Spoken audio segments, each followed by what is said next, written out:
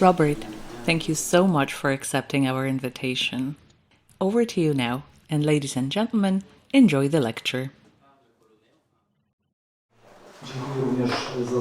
Thank you for the introduction, and thank you for inviting me to present the lecture here and to hold our exhibition at the Gallery d'Architecture. Today, I would like to say a few words about some of our projects, but let me start by saying that my name is Roberta Konieczny. I am head of the KWK Promes architectural studio. Some of my team are here on site. Thank you so much to you for having put up the exhibition so well. But let me start from this very picture. It was exactly 2 years ago when I became an honorary member of the French Academy of Architecture. It was a fantastic time. It was months or even weeks before the pandemic broke out, but let's hope that things will go back to normal soon.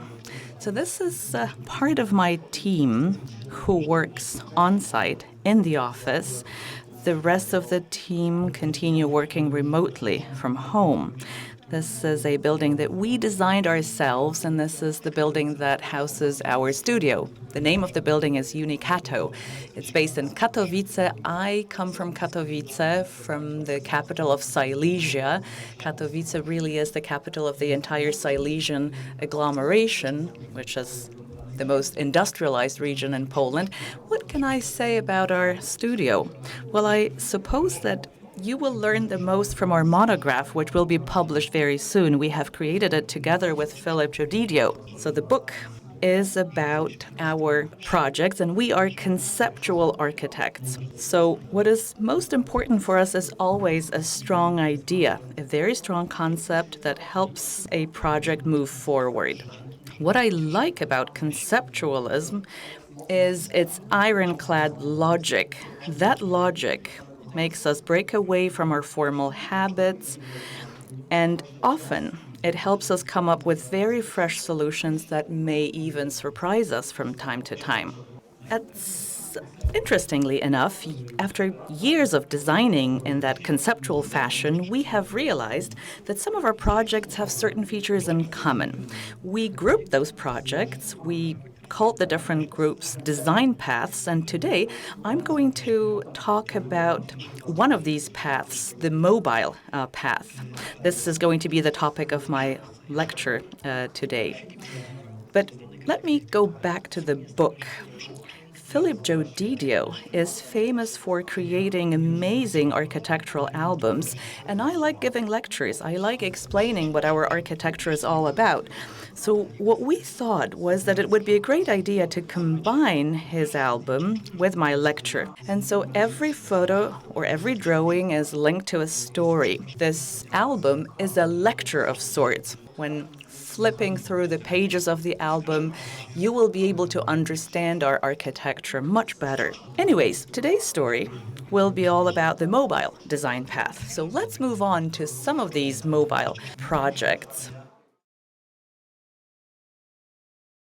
The Atrial House is not really a mobile project per se, but if it were not for that house, the path would not have started at all. But let's go back in time. At that time, we were quite poor. When our clients showed up at our office, we had really hit the rock bottom. The place was a mess. The clients declared that they would not sign a contract with us until they saw some exciting idea.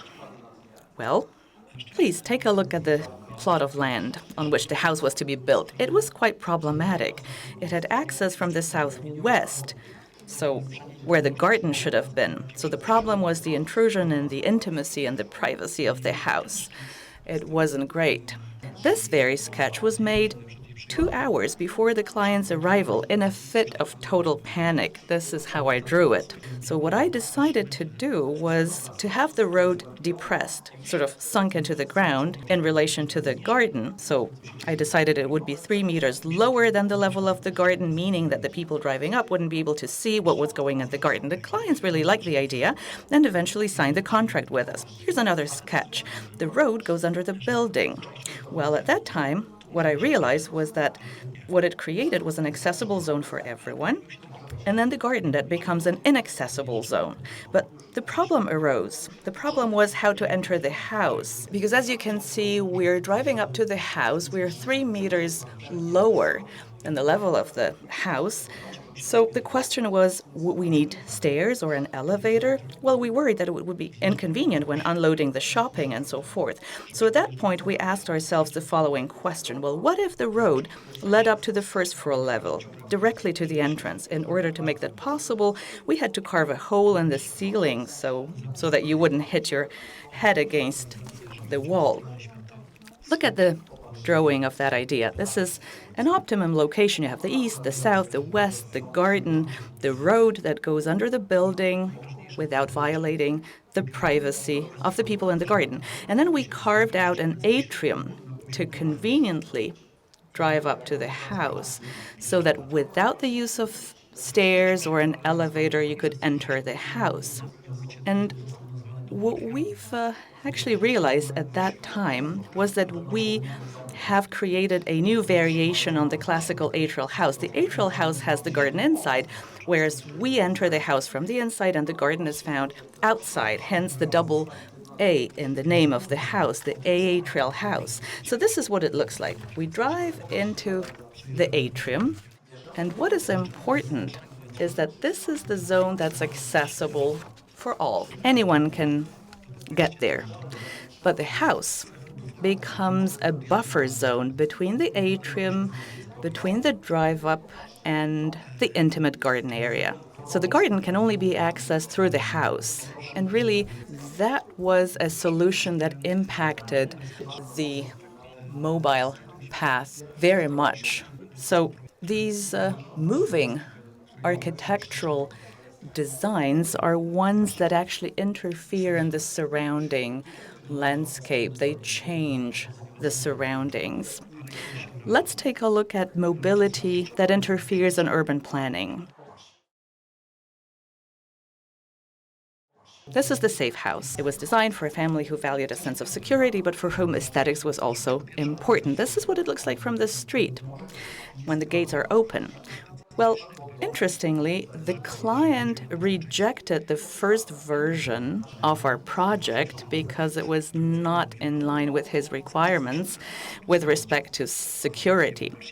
Well, I actually liked the first concept, but I decided to keep an open mind. And I kept going back to the atrial house during the design process. Take a look at this drawing. Does it remind you of the atrial house?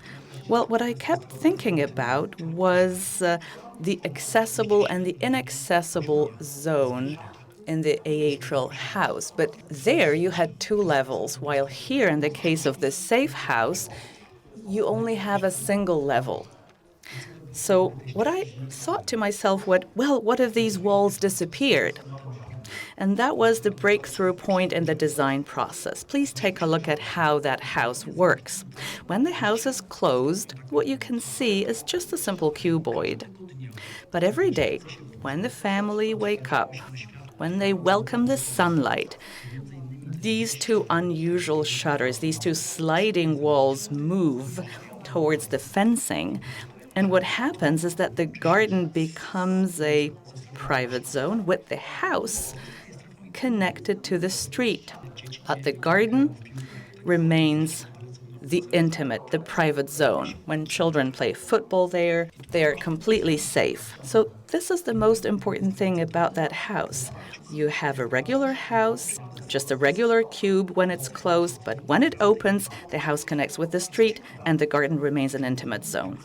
Well, interestingly, this is what the house looks like, but it could have looked differently. It could have a red gable roof, white walls, a completely different fence. It would still be a safe house. But This is the way the safe house looks because our clients really desired a beautiful minimalist house. So this is why we wanted the walls and the shutters to be level with the facade, forming one smooth surface, because our clients requested simplicity. An exception to the smooth form is the roll-up gate, which also serves as a screen for summer film screenings. The owner of the house, as I've said, is a film director, so he really likes watching films, but also football matches, as he's a fan. Please take a look at what happens here. We've tested different solutions here. There even is a descending bridge that leads up to the roof of the pool, and there's a terrace here. So what I'd like to say is that technically speaking, the number of different technical mechanisms was a huge challenge. But eventually, when this house opens up, this is a very warm, a very friendly house to live in. And the material on the facade is wood, because we wanted the house to fit into the local context. So this is not concrete, but wood on the facade. And this is where the owner sits watching the matches or the films screened on the roll-up gate. But most importantly, what we understood back then was that mobility is not just about closing and opening. What we understood was that using moving elements, we can modify the spatial layout of the plot. And this is why we decided to invest in these projects. Another house that I'd like to talk about is my own ark. This is my own house, Konieczny's ark. This is where I live. And ladies and gentlemen, the story behind it is kind of crazy. My wife urged me to build the family house, and I really didn't have the time for it. I was very busy working, so eventually I opposed the idea, but finally I gave in. We found a beautiful plot of land that both of us fell in love with instantly, and for 2 years I kept designing the house in the evenings after work because I had no time for it whatsoever. And finally, when the construction was about to start, when all the construction teams were contracted and ready to start their work, landslides started in Poland. It was a phenomenon that had not been known before, but entire houses collapsed. People lost their property.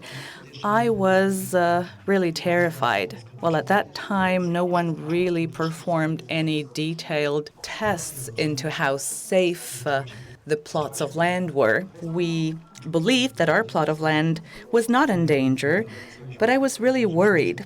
So construction began, and it only lasted for 2 days. 2 days into the construction process, I actually asked the digger operator to stop the works. And I asked my wife, what would happen if I were to change the design a little? She asked me back, but what do you mean a little? Well, I actually mean completely. She was horrified at the idea, considered me crazy, but I promised to change the design in 3 days only. So I really had to think back to our original idea. So what I needed was to think back to why we bought that plot of land. Well, obviously, we bought it for the beautiful view. I also wanted the house to be more in symbiosis with nature so as not to cause landslides, because as you know, soil disturbance is the general cause of landslides. And we also wanted the house to be a single-story building so that it would be a nice frame for the view. But the problem was that my wife never wanted a single-story house because of the remote location of the house. Hence, the idea to turn the house away from the slope so that it meets the slope with one corner only. And where the bedrooms are located, well, you can see them sort of hanging above the slope at the level of a second floor. I also decided to support the house on 3 triangular walls so that there would be minimum contact with the ground and maximum support for the house that allowed rainwater to flow under the house. The house does not retain water. The water flows freely under the house. The house sort of becomes a bridge. A gable roof was an obvious solution due to the location in the mountains. I also needed some technical rooms, so I limited the space under the building with planes that corresponded with the shape of the supports. And this is exactly when the house started to look as if it had two roofs. You can see how the underbelly was further undercut to optimize the construction. And eventually, the house started to resemble an arc, and hence its name that became the official name of the house, Konieczny's Arc. So this is the house that we eventually built. Take a look at the view, please. From a distance, it may seem that I own the whole mountain. It may seem that the plot of land has no borders. It stretches towards the horizon. But actually, the surface area of the land plot is only about 1,000 square meters. It is quite small. But it looks different because I did not surround it with a fence. Well, speaking of mobility interfering the landscape, I decided to give up on the fencing so that the land plot could be part of the surrounding natural environment. Well, what you can see is that the house is in contact with the ground with its single corner, but it's quite difficult to enter. So what we decided to do was to fit it with a drawbridge, a lower terrace of sorts, which would at the same time be an entrance gate and a shutter, just like the sliding wall that protects the house from the heat coming in from the south. What's quite extraordinary is that the animals that graze around also find shelter under the hull of the ark. They have become the natural lawn mowers. They graze there, and I don't need to mow the lawn. So this is a wonderful symbiosis with nature. The animals also find shelter under the hull of the ark because it doesn't rain there. There's no wind blowing there. So it really is an ark for them. Well, they have destroyed this area a little, but it's a price that I'm willing to pay. I also wanted the lighting to be as natural as possible. And so I decided to illuminate the hull of the ark only, and the hull of the ark now acts as one big reflector. Some of the lamps have been destroyed by animals, but once again, let me say that that's a small price to pay for their company. So this is a single-story house, but there's this interesting relationship between the house and the ground. The only connecting structure is the drawbridge connecting the house with the ground. But the rest of the house seems to be hanging above the slope. But the house was supposed to be the frame for the beautiful view around it. That was the most important thing for us. And only in the evening, when the light is on in the storage space underneath, you can see how the ark acts as a bridge. You can see the water flowing underneath the bridge. And the house really looks a bit like a ship. Well, thanks to my wife, I built the house, and the house received many awards. But what was most surprising for me was when I was hiking in the mountains, and all of a sudden I realized that my house was also put on the tourist map of Brenna.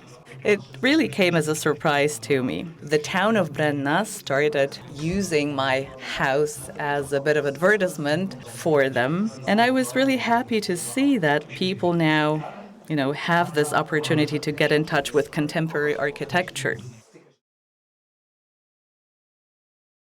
Let me now move on to the next building, which is a very interesting combination of a private and public space.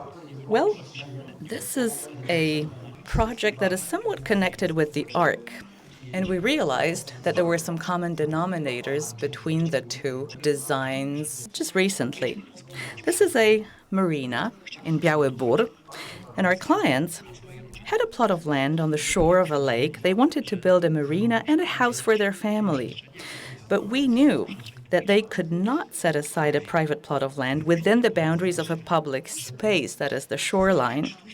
So instead, we decided to create an artificial plot of land right above the public space so that we could build a house on the private artificial plot with the a drop-down staircase that connects it with the marina underneath.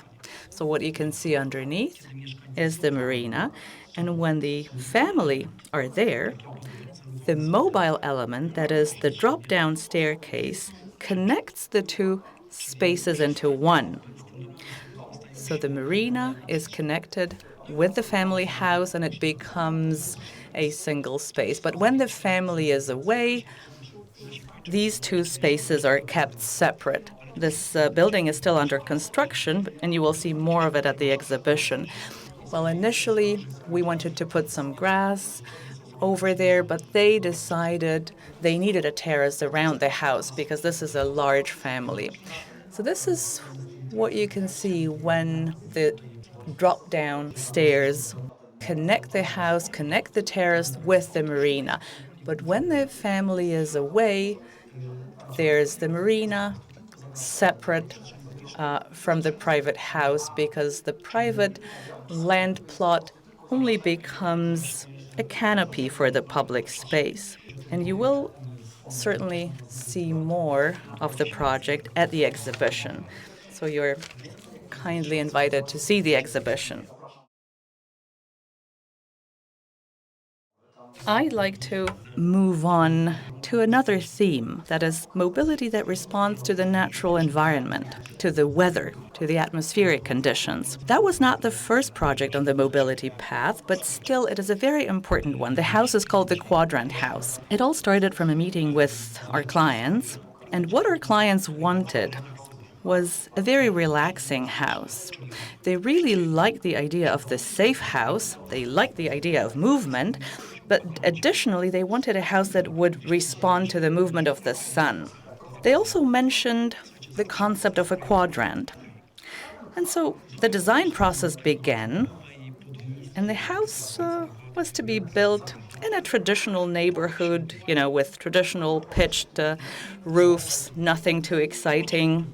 And first, they wanted the building shell to be set up that way. They also wanted a flat roof. But we decided to separate one element from the building, housing the family spa, the relaxation zone. We isolated the house from the street. We created a gable roof from the side of the street. And what was eventually created was a building that fits into the local context. Now, going back to the idea of the quadrant, well, this is what the quadrant looks like. So when I kept reflecting about the quadrant and how it responds to the sun, I thought to myself that actually part of the house could be carved out to follow the sun, starting from noon onwards. And this is what we did. This is now the finished house, seen from the access road. You see how the garden is closed from the street side. You have the intimate zone, that is the garden that is inaccessible from the street. And this is the covered terrace that follows the sun, that may follow the sun, connecting the two areas of the house. It's very pleasant because there's always shade, there's always some breeze there. But this is just an addition, really, because at some point in time, at some point during the design process, what we realized was that when you're there in the living room, it's shaded, there's some breeze, and when there's a lot of sunshine, and it may be inconvenient because the living room may be overheated. You can see it in the picture now. But when the terrace moves, it protects the living room from the heat. It protects it from excessive sunlight. Otherwise, we would need to use some blinds or shutters, and that would obstruct the view. Instead, the moving element provides the living room with shade. It does not obstruct the view, and we have natural ventilation on top of that. So this is quite exciting, really. And additionally, it generates a lot of savings because this house needs no artificial air conditioning and needs no heating, really, because when the terrace is away, These fragments of building may be heated thanks to the natural sun heating the glazed walls. Well, interestingly enough, the residents live like that for 6 months of the year without using artificial air conditioning and being able to enjoy the view. So this is really so important in the context of climate change. The fact that the house can also accumulate solar energy. So we realized that it could be something new that we could put to great use in these times of urgent climate change. This is the next project, the Sunlight Building. In the Sunlight Building, we drew on the concept in the Quadrant house, attempting to answer the question of how to build houses in hot areas. And so what you can see here is a circular building with a large wing that covers part of the garden, and that wing follows the sun and additionally shades the building. So the building is in the shade at all times, and thanks to that, the residents don't have to hide behind the walls. And the building is entirely glazed and open to the surroundings. Until now, that was something completely unthinkable in warm countries. That moving wing can also be stopped, and then the sun can heat up the interior through the glazed walls. So what I'd like to tell you is that the wing has photovoltaic panels on it. The whole wing is covered with photovoltaic panels that follow the sun, so the building is really more than self-sufficient. So what happens is that we have a small energy farm. That wing that follows the sun can also capture water to be stored for future needs. And what is really important is that the concept may be adapted to different scales of buildings and to different functions of buildings, such as schools or kindergartens, office buildings, but even small houses. And you can imagine that these small houses could be combined into larger residential complexes, and these larger complexes create large energy farms, generating energy, storing energy. These really hot places are usually places that people escape from. But with the use of this universal solution, we're hoping that people will be willing to reside there. And the energy that is stored in these farms may be used for future needs. So we're currently developing these ideas because innovative solutions for climate are so urgently needed now. The last portion of mobile projects that I'd like to discuss today are projects that result in blurred boundaries between the inside and the outside. So let me start with the museum, the Dialogue Center Przełomy. Well, please take a look at this center. This is where a quarter of townhouses once stood. Szczecin was a German city before the war,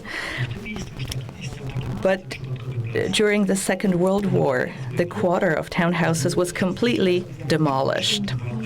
And after the war, when Szczecin became a Polish city, overnight, an empty random square was left there. Additionally, in December 1970, 16 people died here in struggles with the police, and the place has been a memorial site ever since. Hence, a competition for the design of a museum presenting Szczecin's history was announced. So when we came here, we saw a police headquarters building, we saw a monument commemorating the tragic events, and we knew that the Philharmonic designed by Barocci Vega was to be erected there. Eventually, that building has become quite iconic in Europe.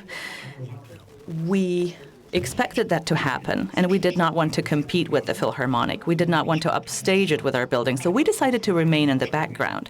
We also wanted to combine the two traditions of the place, that is the pre-war quarter of townhouses and the post-war square. And this is the drawing of the concept. As you can see, our design is an urban hybrid, that is a square and a quarter at the same time. It's a square where we need some foreground, like in front of the Philharmonic Hall and in front of the church, but also where it was possible to mark the former quarter of townhouses.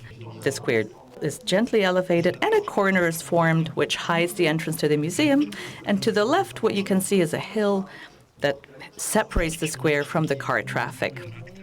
Well, the whole structure was to have a monumental character, so we decided to use a single material only, concrete. The divisions on the flooring slabs match the divisions on the facade, and the whole thing is built of large monolithic blocks. When you look from above, you don't really know where the museum is located. Only the cross-section at the level of the first floor shows you that the museum occupies only a small part of the square. Why is that so? Well, it's because we broke the rules of the competition, and we designed the whole space, not just the part of it that was supposed to house the museum. Fortunately, the jury was in favor of the idea. We won the competition, but they did not provide us with more funds, so we had to design the entire thing for the funds available for the museum. Well, as you can see, under the ground, there's the exhibition area. The first floor only houses the entrance lobby. This is the completed building. You can see the Philharmonic, and you can see our building right next to it. And you can see that in front of the Philharmonic, we have some foreground, and similarly in front of the church. And here to the left, you can see the entrance to the museum. And to the right, you can also see the gentle hill that separates the square from the car traffic. What is important, the entrance to the building is hidden behind revolving walls, and when they are closed, the building becomes a pure monolith. It's really simple. And the same happens above on the square. We really wanted the square to be pure. We decided to hide all the installations because we wanted the square to be used by passers-by, by rollerbladers, and so on. Here you can see the interior of the building. You can see how the building is consistently monolithic.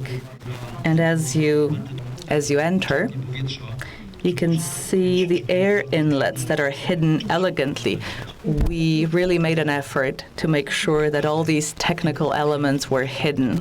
Now, the only exception from the concrete is the exhibition area, because as you descend to the exhibition area, you see how the walls are painted black.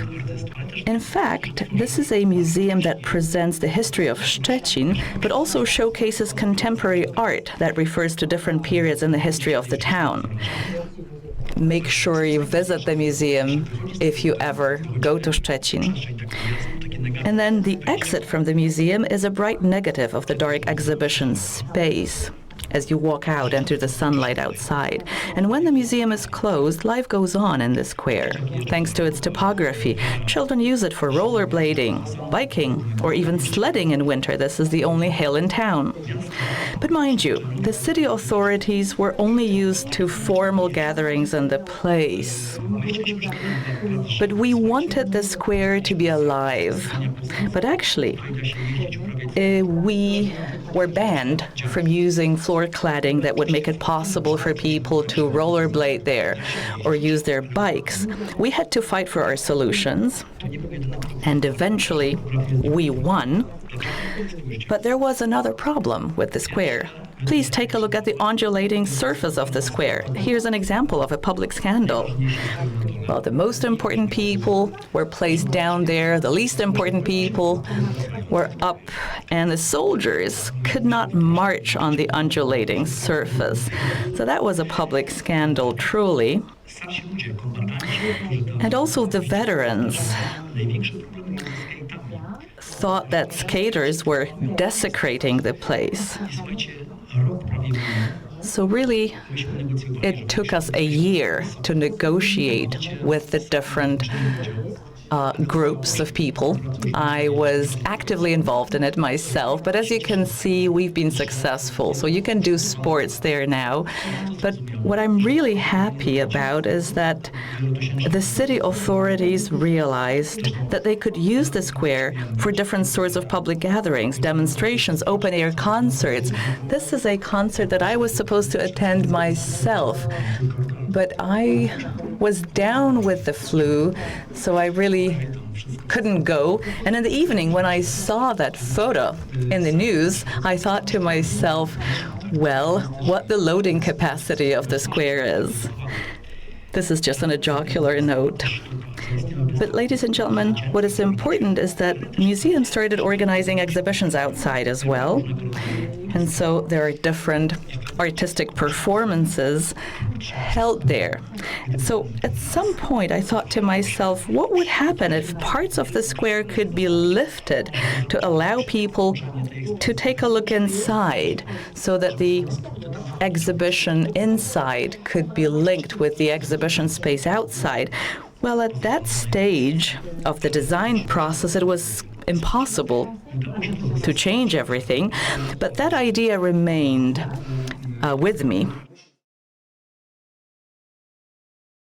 We actually developed the idea further in the design for the extension of the Bunker of Arts Gallery in Krakow. What you can now see is a beautiful brutalist building in Krakow. It really rarely happens there in Krakow. There are very few examples of brutalist architecture in the city of Krakow. So what we decided to do here was to go underground once again, to hide the extension of the gallery underground, because we did not want to interfere with the existing building. So what we wanted to do was to create a curious machinery for art exhibitions. We also decided that the roof would be lifted on occasions so that passers-by could be in contact with the art underground. So artists could, do really interesting things there and sort of move beyond the building of the gallery, move outside with their art. So this is how it works. The idea was that this small square would turn into a place for interaction between artists and the people in the street. But in that building, the contact between the artists and the people is only visual. It's not physical. The physical contact was not there. But we developed the idea further, and we have, in fact, implemented it in our next project. This is the Plasto Gallery of Contemporary Art in Ostrava. We were invited to participate in a closed competition. This is the building we saw when we arrived, a very beautiful historical building of a slaughterhouse. But the building has been badly damaged over the years, with random holes left in the walls, the bricks soiled by smog, the bricks really bearing witness to the industrial past of the city, with parts of the roof caved in, part of the building demolished. But the conservator wanted the holes in the walls to be patched up, filled with similar bricks to pretend that the holes were never there. And they also wanted the remaining bricks to be cleaned. However, we decided that the holes were part of the historical legacy of the building and that there was great potential in them. Well, this is where the roof caved in. And this is what we did. Please take a look at the photo. We knew we had to repair the holes, but we decided to do it with the help of a new modern material, concrete. But what is really important is that the walls rotate. They open up, and so contemporary artists can now reach outside with their art. And this is what contemporary artists dream of. They can now move outside. They can reach out into the public space that surrounds the gallery. So in fact, it becomes one huge exhibition area. Let me go back to the architecture. What we maintained was the historical ornament on the building, but again, in a slightly subversive way, because when the walls open up, well, you can see how art comes out. We also made sure that the dirty look of the bricks has been retained, and the motif of the tarnished glass has stayed as well, because it really is part of the historical legacy of Ostrava. So with the walls closed, you have a classical gallery. There are walls on which you can exhibit art.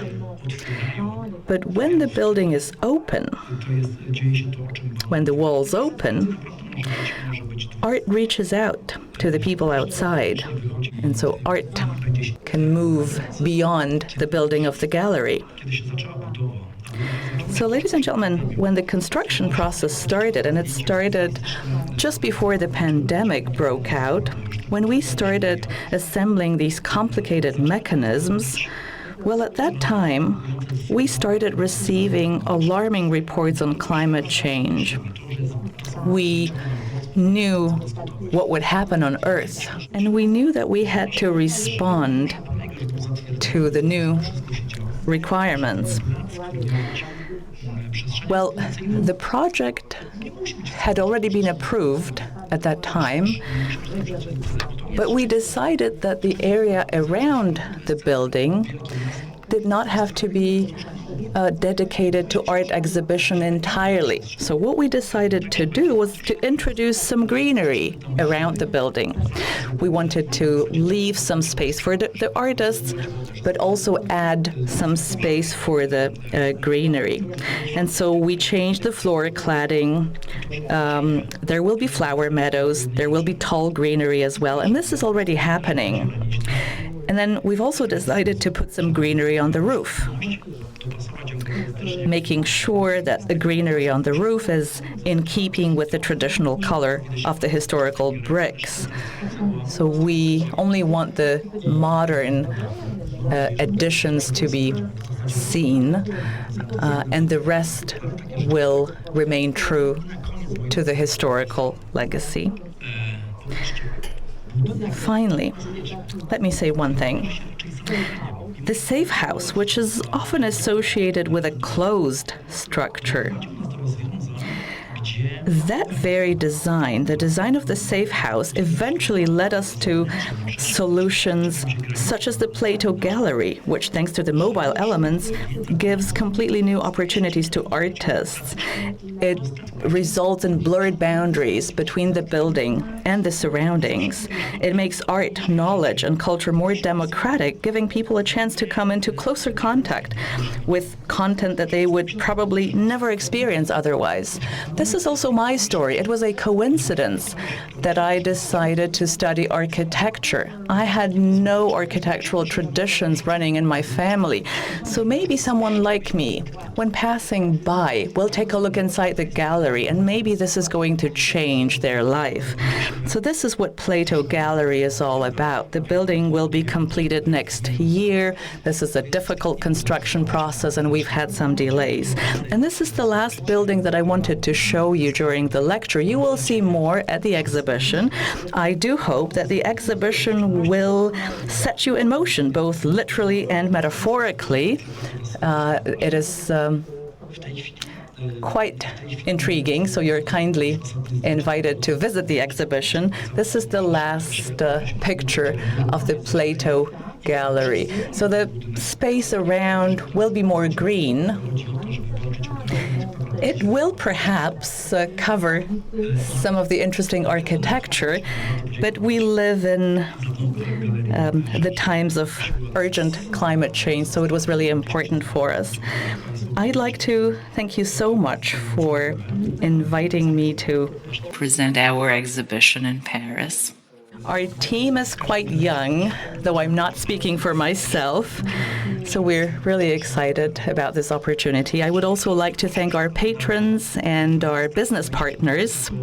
Without them, our success would not have been possible. You know, this lecture and the exhibition has not come out of the blue. We've been working for this success for many, many years, and without these many years of collaboration, our success would not have been possible. So in our line of work, as you know, success requires many years of collaboration that involves world-class engineers. You can follow us on YouTube, Instagram, Facebook. This is my final comment. And now I'd like to invite you to the opening night. The opening reception starts at 8. So see you over there. Thank you.